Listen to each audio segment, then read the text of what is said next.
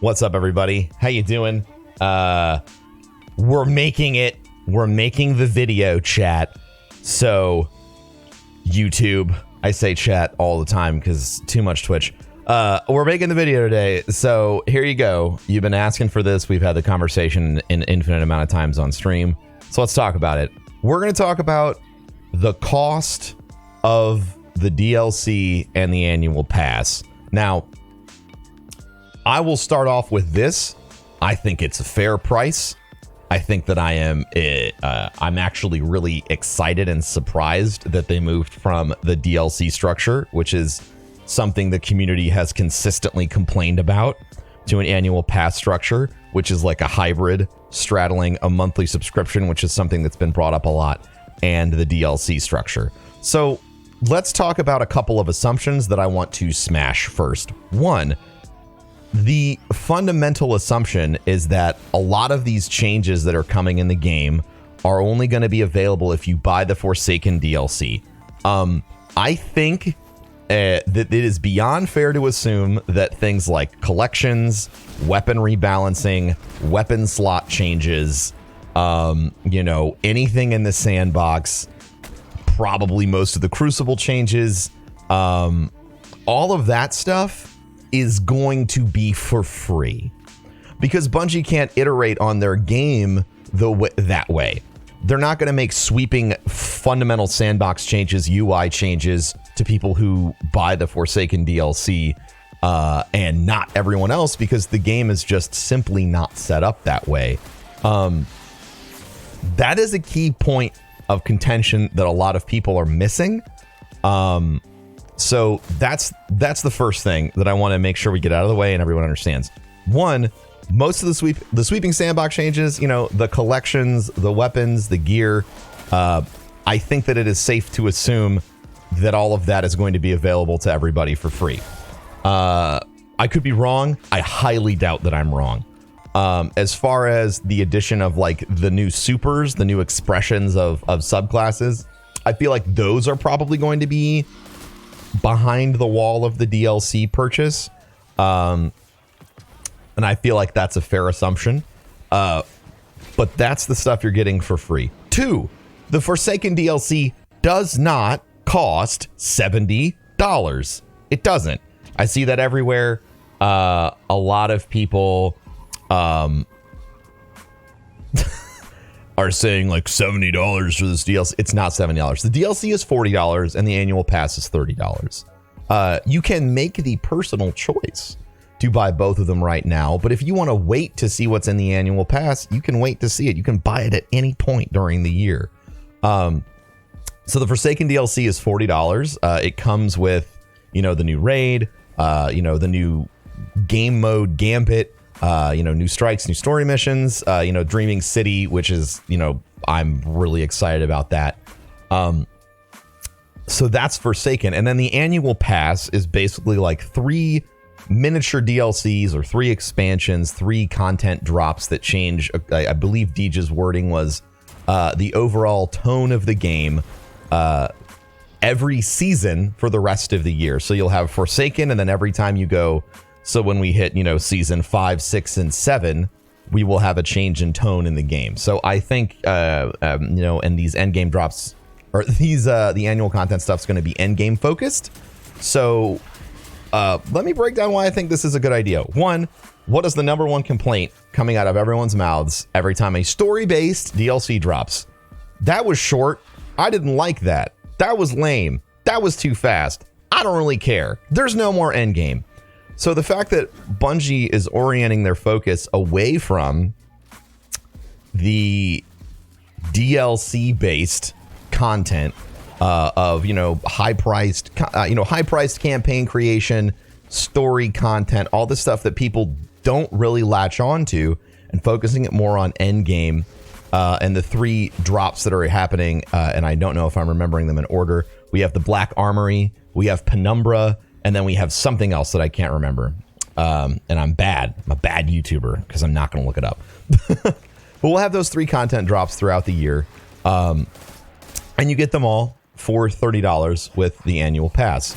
I think in general, I prefer this pricing structure over the old pricing structure of buying the DLCs, because you buy one thing and you get everything, as opposed to having to like agonize over your purchase point or your entry point, or like, should I buy this DLC or should I buy that DLC? I think that it presents a better option. So like, let's say the first thing comes out, Black Armory comes out, and you're like, I'm not interested in that. You don't have to buy the annual pass. But then Penumbra comes out and you're like, you know what? Okay, now I feel like there's enough in the game for me to justify spending $30 to get this expansion pass. You can wait, and you can do that. And I think that's fantastic. So that's all my thoughts there. Secondary thing that I know is going to come up in the comments, so I hope you watched to this point. I am fully aware of the fact that this expansion requires that you have the other 2 DLCs in order to play, as I get stuck in a wall. And I understand that if you buy all those things right now, you know, there are some people that are doing addition and they're saying, oh, well, actually, it's going to cost me this much money. So fuck you, Broman, and fuck you, Bungie, and I hope you die. And all the other toxic shilling garbage that I have seen spewed on my chat and all over the internet. I think that it is safe to assume that just like every other time Bungie has launched a large DLC, there is a year 1 version of Destiny 2 that you can buy that has all of the DLC, everything attached to it, for a reasonable price. You know, just last week or last month, you could have got the base game for like $12 from Humble Bundle. I think that it's not outside the realm of reason that you might see a Destiny 2 Destiny 2 all DLC plus Forsaken pack on sale for a price that makes sense for a consumer that's entering at that point. And I know that that bothers some of you, but what you need to realize is that Destiny is a holistic experience. There's a high likelihood that we're going to be going back to Mercury, and we're going to be going, you know, back to Mars for some of the quests, just like we did with the Taken King and all the other destinations. We're probably going to be going back and experiencing some of the older places in the world as part of the story and quest giving and all of the other stuff for Forsaken. So I think that's obvious. I mean, I think that that is relatively obvious that that is the approach that they're going to take for designing the game, as it is the design that they took in the past. And I also think that that is fair. So it boils down at this point to whether or not you feel like the game has value. And this is where things diverge. And I'll tell you where I stand. If you think it has value, buy it. If you don't buy it. If you don't buy it, don't run around telling other people how to spend their goddamn money. It's a gross behavior to assume that you should dictate how others spend their money. I don't think that that's cool. If someone wants to spend their money on, you know, golden fried chicken wings, which is a fucking actual thing, do I think that's weird? Sure. Do I think it's a bit exorbitant?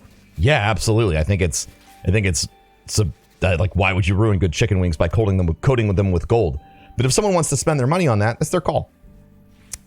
Whether or not I am a fan of that call. So I think that civility is important. I think that we're all a community that loves this game. That's the thing that I hear on both sides. I'm buying it because I love this game. I'm not buying it because I love this game. I'm arguing because I love this game. I'm not arguing because I love this game.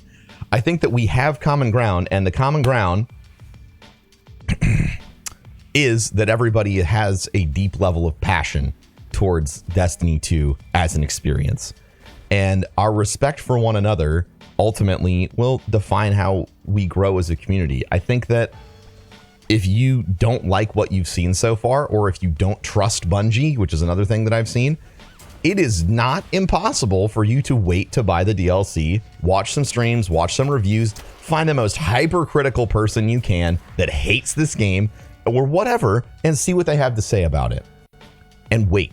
Waiting is always an option in any purchasing decision. So those are my thoughts on the cost. Those are my thoughts on the annual pass. I have one more thing. If you think $70 is too expensive, respect. But if you have a device in your hand or in front of you that can watch this video, you have a device in front of you that can make $70 inside of 3 months. It is not impossible. In fact, it's super duper easy. So that is my response to that inevitable statement. So thank you so much for watching, folks. A lot of people have been asking for this. It's not my favorite kind of video to make, but I think that it is important to encourage reasonable discussion. I love and appreciate each and every one of you. Whether you agree or disagree with me, you have value to me as a person, and I love you and I appreciate you, and I will talk to you all next time. Peace.